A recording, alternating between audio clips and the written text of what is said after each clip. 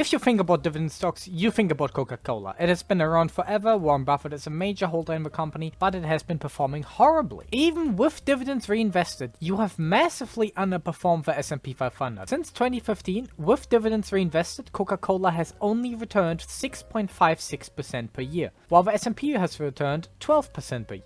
So now it's the question, will this underperformance continue, or do the fundamentals actually support a way higher stock price? As you all know, Coca-Cola is not just Coke anymore, it has everything. If you can drink it, Coca-Cola has it. From Fanta, Fuse Tea, Innocent, Minute Maid, Schweppes, Powerade, Smart Water, Sprite, anything, they have it. And one thing people believe wrong about Coca-Cola is that they bottle their things, which they don't. Coca-Cola is more of a franchise company. In fact, they don't own most of their bottling. They have some investment in some bottling, but that is mostly minor. Mostly they have independent companies, usually also public. For example, here we have Coca-Cola Euro-Pacific Partners, who are basically bottling the drinks for Coca-Cola. Coca-Cola doesn't do that anymore, that's why they're such a capital-light business. If you look at the capex of Coca-Cola, $1.5 billion is actually not a lot for a company like this. They sell the syrup to the bottlers bottle it, and then sell it. And they also take care of distribution and branding. Sometimes they get help when it comes to bigger marketing campaigns from the central Coca-Cola company, but a lot of the stuff you see probably in your country was probably done by a smaller Coca-Cola bottling and distributor.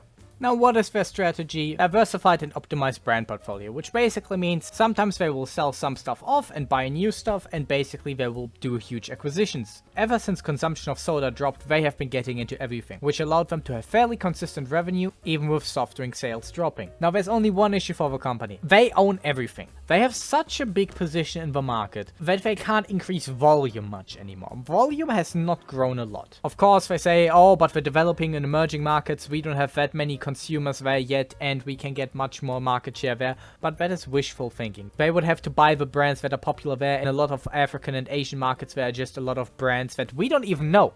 We don't know them here in the West. And they're not there just recently in the emerging markets. If you think about it, how long has Coca-Cola been in the emerging markets? Forever, and they still do not have the same market share there. Probably means that they're not gonna make that much more revenue there. Maybe there's gonna be a bit of revenue growth, but it's not gonna tip the needle to make it a growth stock. And the margins have stayed relatively the same. Gross margins, always around 60%, sometimes a bit up, sometimes a bit down. Operating margins, mostly stable, slightly growing. Coca-Cola has a bit more of pricing power, so they're able to increase margins a bit over time. Free cash flow margin, they had a big boom after the pandemic, but it has kind of come back down to normal levels, so I don't think they will come back to margins of 30% there. Maybe back to 25% with slow improvement over time, but it won't go that far up again. 31% was an insane margin for Coca-Cola. Free cash flow, it has basically only grown a tiny bit since 2013. 1.3 billion more in free cash flow in those few years, a bit of margin expansion, a bit of natural revenue growth, not much more. And even the share buybacks that Warren Buffett loves about Coca-Cola, he said, oh, we own more and more of a company each year, it has not really continued. After 2018, their share count has increased. It is basically back to where it was in 2013. All the share buybacks since then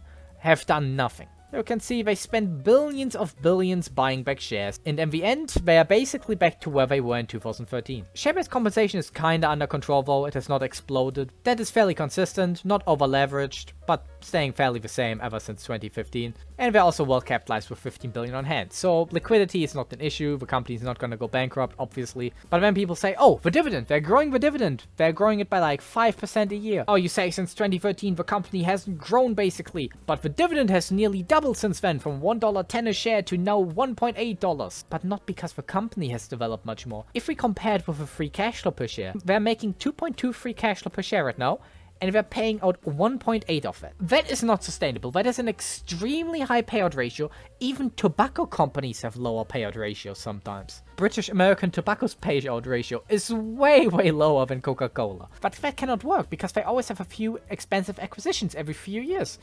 Billion here, 2 billion there, 5 billion here, 4.5 billion there. That is just how they increase their volume. They have to buy new stuff because they already own basically everything. So when a competitor comes up, whoop, we're gonna buy it. If they don't have a cash flow for that, then they can't do it. And in fact, the free cash flow yield is also not very high on the stock. It is currently sitting at 4.1%. So even if they pay out all their free cash flow, not paying off any debt, no acquisitions, no new investments, the dividend yield would not change by a lot. So this is also not a dividend growth stock. It will not grow its dividend much more. even if they manage to grow free cash flow by like 4% per year, which they have not been able to before, then dividend will also only grow by like 4 to 5% a year. That is not a high growth rate. So now when it comes to valuing Coca Cola, we're going with a free cash flow per share of 2.25, a bit higher than it is right now, but I just want to give the company the benefit of a doubt here. Growth rate for the next 5 years 5%, for 5 years after that 4%. That includes some normal growth and also some margin improvement. Discount rate of 10%, 18 multiple.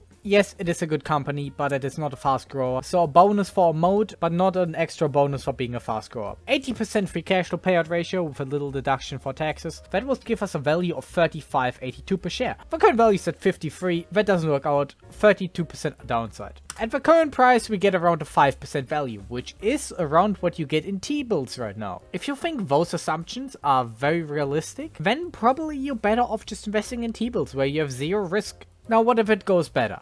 Let's say they grow a bit faster, 7% and 5% instead, and they get a higher multiple. We come to a present value of $43 per share. Still not at the current value. In fact, they would have to grow for 10% and then 8% after that at a 20 multiple to come to today's value. For a company that has not substantially grown since 2013, that is way too much. And if it goes even worse, let's say they continue to grow by like 3% per year and get a 15 multiple, that's only $32 per share. So in total, we can see that this stock doesn't have any upside basically. If everything goes perfect, you get to the intrinsic value. If you're looking for yield and go for Coca Cola, instead buy some treasury. That is my opinion. It has just been way too stagnant. It is way too big. This is really a case where the company is too great, it became too big, and the company is still valued as a growth company when it hasn't been since 10 years. Coca Cola is not a buy for me. What do you think? Put it down in the comments. Thank you for watching. Have a good day.